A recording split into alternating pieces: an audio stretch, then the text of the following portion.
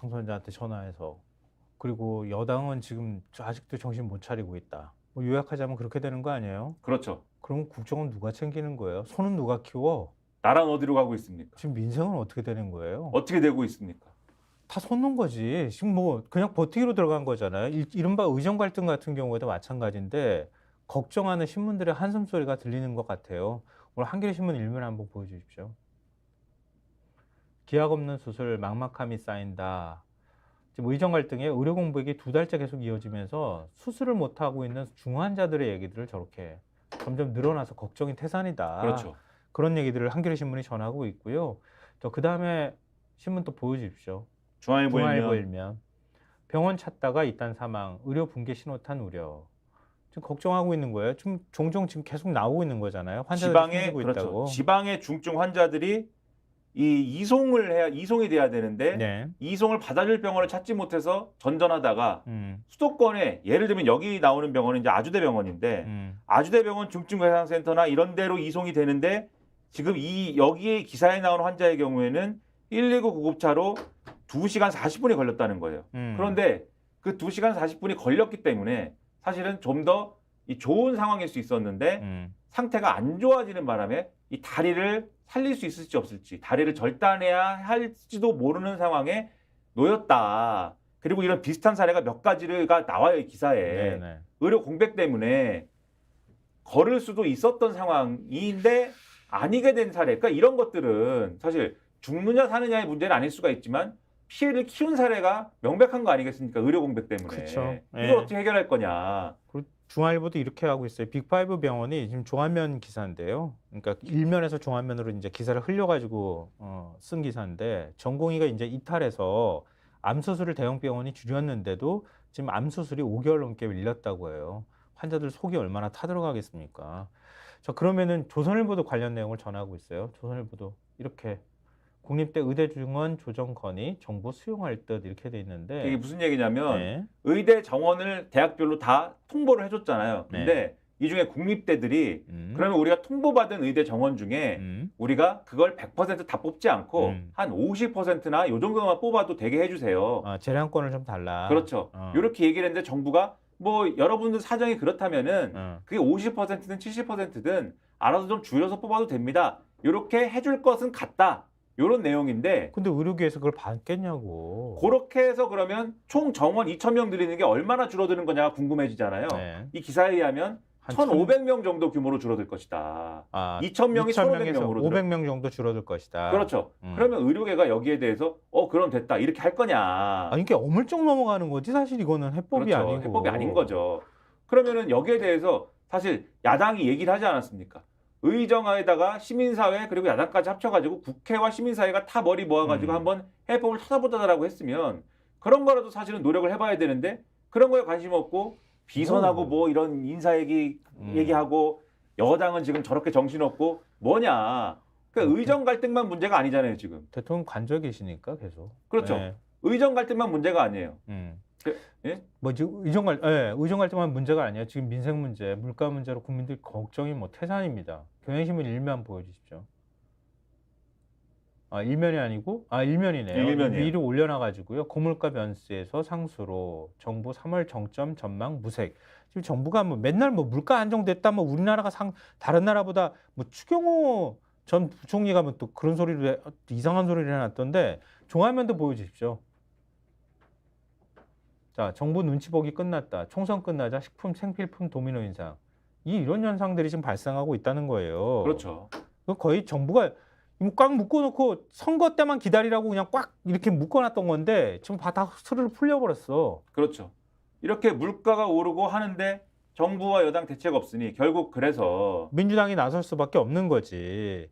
그래서 한국일보 보여주시면 한국일보 오면 자, 민주당 윤과의 협치 기대 접었다. 민생 독자 플랜 시동 걸기 시작했다. 이런 거잖아요. 그렇죠. 이게 이제 지난번에 폐기됐던 이 양곡관리법 있지 않습니까? 네. 그래서 이것에 대한 수정안을 만들어가지고 새롭게 지금 추진한다. 그래서 본회의에서 통과시키겠다. 이렇게 얘기를 하고 있는데 이거에 대해서 국민의힘 의원들은 거대 야당의 입법 폭주다. 이렇게 주장을 하면서 이거 외에도 여러 가지 법안을 이렇게 일방적으로 밀어붙이는 거에 대해서 지금 우려를 표명하고 등등의 얘기가 지금 여러모로 나오고 있다. 이런 기사예요. 그런데 여기에 이런 대목이 있습니다. 기사에. 반성과 쇄신이 부족했던 윤 대통령의 총선 입장 표명도 민주당 강공 드라이브의 배경으로 꼽힌다라면서 이재명 대표 측 관계자가 이렇게 얘기했대요. 윤 대통령이 야당의 손을 내밀었다면 여야정 협의체를 제안할 생각이 있었지만 변명 가득한 메시지를 보고 기대를 접었다. 우리는 우리만의 길을 가자고 방향을 잡았다. 그러면서 이재명 대표가 이런 얘기도 했다는 거예요. 그러니까 민생 독자 플랜을 지금 만들어가지고 가자는 어떤 그런 취지인 건데 그래서 민주당의 경제통들을 모아서 급하게 긴급 경제 상황 점검 회의를 만들어가지고 이런저런 지금 대안을 얘기를 한다는 건데 제3자 입장에서 정부의 촉구만 하기에는 답답한 상황이다. 국회가 직접 할 수 있는 일을 입법으로 실행해보자. 그래서 처분적 법률 이런 얘기를 하면서 뭔가 국회가 입법을 하는 것만으로도 효력이 발생하는 이런 정책들을 우리는 하겠다. 예를 들면 신용불량자들의 연체 기록을 지워두는 신용사면이라든지 그리고 소상공인의 전기료 인하라든지 뭐 전국민 25만 원 지원금이라든지 이런 것들에 대한 제안을 취합 중이다. 이렇게 얘기를 한다는 거예요. 그리고 여기에 더해서 지금 뭐 추경이라든지 이런 것들을 얘기를 하고 있지 않습니까?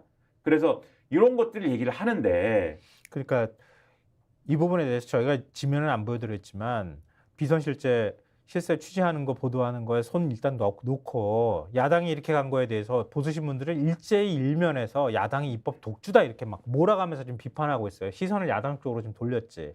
이러다 큰일 나겠어. 야당 입장 뭐 속칭 말하면 까야지. 야당을 막 까는 걸로 지금 시선을 좀 돌리려고 하는데 실제로는 이런 현상이 나온다는 거 아니에요. 실제로는 이렇다는 거 아니에요. 그래서 저희가 민생 문제 얘기했는데 막 달리다 보니까 그래서 거의 그러면 마무리 경향신문 사설 오늘 김민하 평론가가 대미를 장식해 주십시오. 대미를요? 경향신문 사설은 제목이 이제 이런 내용이에요. 이 사설을 저희가 전해드린 이유는 제가 말씀드릴게요.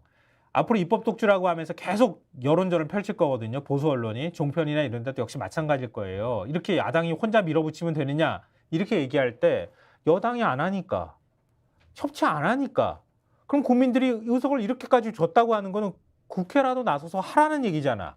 그래서 민주당이 적극적으로 민생 문제 챙기려고 하는 거다라는 인식을 계속 갖고 계실 필요가 있다는 말씀을 드리는 거예요. 경향신문 제목은 사설 제목은 경제 취약자 돕고 내수 살릴 민생 추경 검토할 만하다라는 제목이에요. 그러니까 여기에 대해서 민주당이 이런 것들을 준비를 하는데 정부 여당 싸늘한 태도다. 윤석열 대통령이 무분별한 현금 지원 포퓰리즘 나라를 망치는 것이다라고 했고 국민의힘도 포퓰리즘적 돈잔치다라고 하고 있지만 정부 여당이 그럴 자격이 있냐? 24차례 민생토론회에서 각종 감세 공약과 수백조 원대 개발 공약을 쏟아냈는데 그거야말로 포퓰리즘의 끝판왕 아니냐. 그에 비하면 감세와 개발 사업에 쓸 재정을 민생회복으로 돌리자는 야당 주장이 그렇게 과한 것인지 의문이다. 그래서 추경 요구를 외면할 것만 아니라 함께 머리를 맞대고 민생 안정 방향을 찾아야 된다. 재정 지출은 한계 소비 성향이 높은 취약계층에 집중시키면 효과가 클 것이다 등등. 그래서 실효성 있는 대안을 도출해야 된다 이런 얘기거든요. 제가 여기 덧붙이고 싶은 말은 야당이 내놓는 모든 지금 대안들이 정답이 아닐 수도 있습니다. 그건 야당의 주장이니까. 그리고 이게 정답이 아니라고 생각한다면 여당이 소수 의석이지만 나와서 얘기를 하라는 거예요. 협상을 하라는 거예요. 협의를 하라는 거예요. 협의체를 만들든지 정부도 와서 협의체나 이런 걸 만들어서 거기서 얘기를 하라는 거예요. 그냥 포퓰리즘이다 안 한다 이렇게만 얘기를 하면서 자기들끼리 무슨 자기들만의 어떤 그러한 권력을 막 나누고 뭐 이런 거에만 얘기를 하고 있으면 이 문제는 이렇게 갈 수밖에 없다는 겁니다. 그 얘기를 마지막으로 드리면서 이렇게 대미를 장식을 해보도록 하겠습니다.